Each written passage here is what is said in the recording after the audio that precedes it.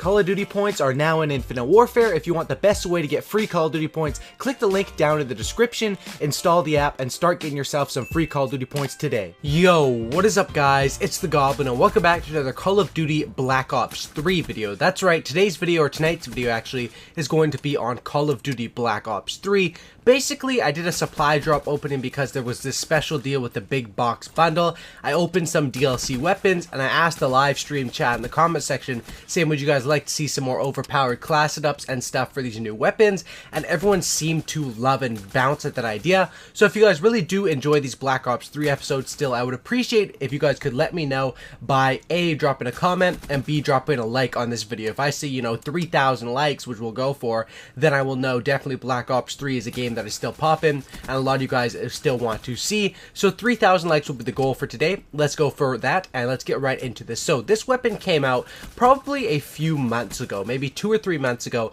and what it is it is the DIY, which stands for Do It Yourself 11 Renovator. Now, what this weapon is it's a full auto nail gun. Finish the job with this slow firing, hard hitting projectile weapon. So essentially what it is, it's an SMG, but it shoots nail gun projectiles. So the bullets are actually projectiles which are flying. You can see them flying through. You can see when you shoot at a wall, you're actually shooting nail guns, or you're actually shooting nails, obviously, with this nail gun. And this gun is pretty cool. A common basically thing that they do is with a lot of these weapons in Black Ops 3, a lot of the new DLC weapons, they all have some sort of gimmick in it, whether it's like the new LV8 Basilisk, which I unlocked as well. That one, every time you go to pull the trigger, it takes a split second before the gun starts to shoot, which I find that kind of annoying and kind of dumb. And then obviously a bunch of the other new, you know, futuristic guns they put in DLC have a bunch of gimmicks. This gun doesn't really have a gimmick except for the fact that it's a nail gun, but when you're playing with this gun, it just feels like a deadly SMG, and this gun actually is really, really good, and it's a lot better than I thought it was going to be, and I was having a lot of fun with this thing. I even get a nuclear in this gameplay, and then the second gameplay go off as well. And in these gameplays, I didn't even have the proper class setup because obviously when you unlock it, it's level 1. I had to rank it up. So some of these gameplays, I think I was just using no attachments. One, I was just using quick draw, but I did design the ultimate overpowered class setup for this gun, and what's going to make this gun really, really, really poppin'. And I'll throw that class setup up on the screen right now, and we will talk about it. So first off, I have, of course, the Renovator, and as far as attachments, I run 2 attachments on this gun. I tested it out with grip. It didn't seem to make that much of a difference. This gun doesn't have too much recoil.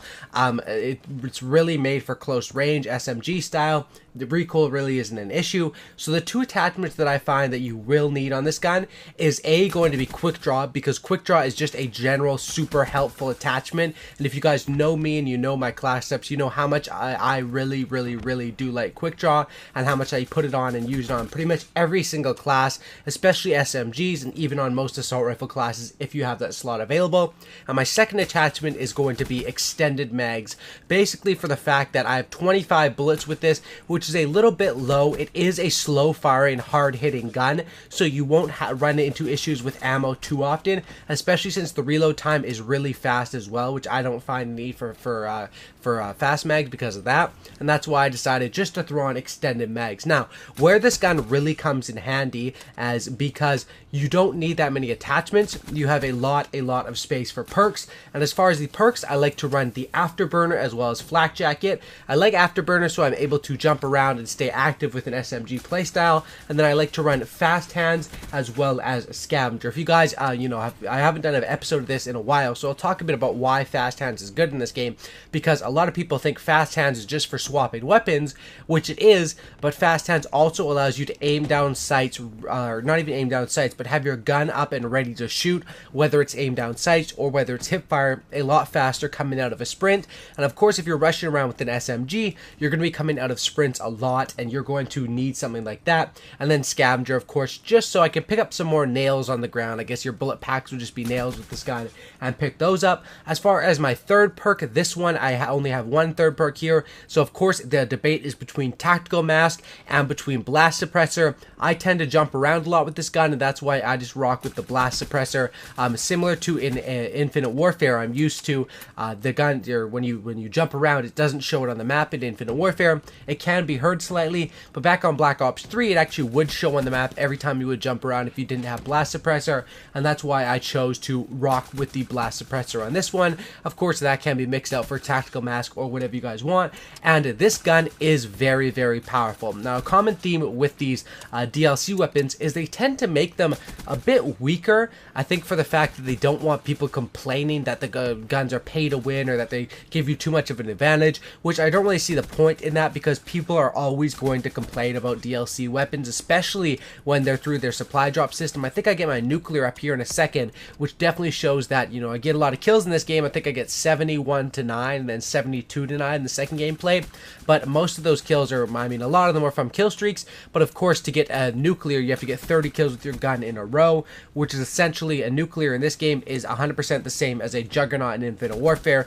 In Infinite Warfare, Juggernauts used to just be like the Vicious Medal in Advanced Warfare, where your kill streaks would count, but they changed it, so a Juggernaut medal in Infinite Warfare is essentially just a nuclear in this game, a 30 gun streak with any gun, and that's what I was able to get here, which definitely shows the power of this gun, and I think it really does play well on these certain maps. But like I was saying, they tend to make the DLC weapons a little bit weaker, which this one I find it's not really that weak. It has its strengths and it has its weaknesses, and the power of this gun is 100% the strength, and the fire rate is 100% the weakness, or I guess you could say the fire rate and the size of the magazine, stuff like that, as well as the iron sights. I bet you a lot of people won't like the iron sights on this gun.